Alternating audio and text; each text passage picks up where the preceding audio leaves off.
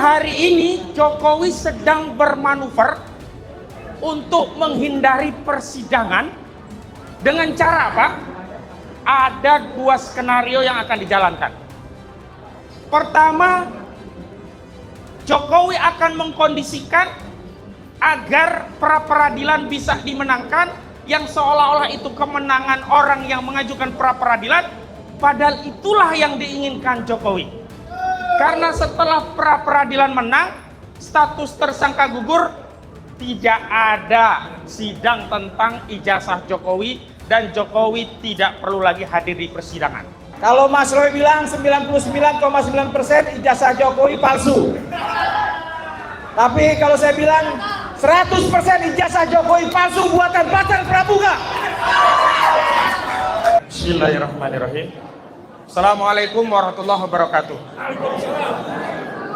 Tangkap Jokowi, adili Jokowi, majukan Gibran.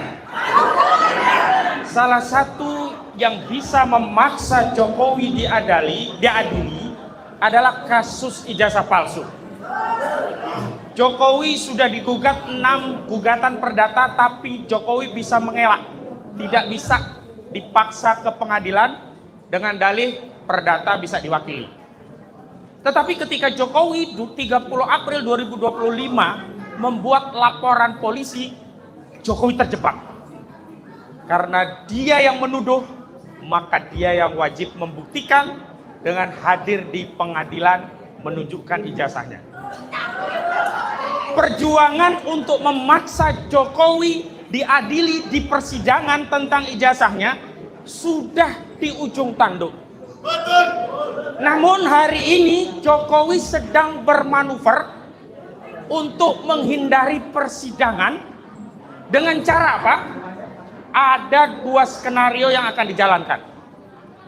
Pertama, Jokowi akan mengkondisikan agar pra-peradilan bisa dimenangkan, yang seolah-olah itu kemenangan orang yang mengajukan pra-peradilan, padahal itulah yang diinginkan Jokowi. Karena setelah pra-peradilan menang, status tersangka gugur, tidak ada sidang tentang ijazah Jokowi, dan Jokowi tidak perlu lagi hadir di persidangan. Strategi yang kedua, Jokowi bisa menghindari pokok perkara manakala eksepsi dikabulkan. Bagi orang yang mengajukan eksepsi seolah itu kemenangan. Tetapi bagi Jokowi, eksepsi diterima itu juga jalan keluar agar dia selamat dan tidak perlu hadir di persidangan. Dan sayangnya, sekali lagi sayangnya, kita yang dari dulu berjuang untuk rakyat dalam rangka membela kepentingan rakyat agar Jokowi diadili dengan ijazahnya itu, ini akan kehilangan objek perkara karena ada apa? Oligarki. Oligarki inilah yang sedang terus dan akan mengkondisikan jalannya proses persidangan, sehingga hasil akhirnya kita akan ditipu. Kenapa? Tidak ada objek pembuktian ijazah palsu. Kenapa? Karena berhenti di tengah jalan. Kenapa? Karena eksepsi dikabulkan. Kenapa? Karena status tersangka gugur. Kenapa? Karena itu nanti akan dieforiakan sebagai sebuah kemenangan. Padahal ini adalah jalan keluar bagi Jokowi untuk keluar dan tidak bisa diadili oleh rakyat. Maka sekali lagi, ketika posisi itu ada di depan kami, maka kami di tim anti kriminalisasi akademisi dan aktivis telah meneguhkan tekad bahwa jika ada pilihan, maka kami tidak mengambil pilihan. Kami telah menyatakan ini adalah kewajiban. Apa itu? Kami berkewajiban duduk berdiri bersama rakyat, membela kedaulatan rakyat untuk terus menuntut mengadili Jokowi, ketimbang mengikuti kehendak oligarki yang ingin mencarikan jalan keluar untuk Jokowi agar tidak diadili. Kami penting menyampaikan ini karena ini adalah bridging hingga pada saatnya seluruh skenario Jokowi kami bongkar tuntas. Juga skenario dari oligarki dan siapapun yang mengaku berjuang tetapi dia berkhianat pada perjuangan, siapapun yang berkhianat pada perjuangan, kita tidak pernah membela orang per orang. Ketika orang per orang itu sudah mengubah arah perjuangan, hanya mencari keselamatan diri, kemudian menghilangkan objek perjuangan rakyat, kita tegaskan posisi kita ada bersama rakyat. Takbir! Assalamualaikum warahmatullahi wabarakatuh.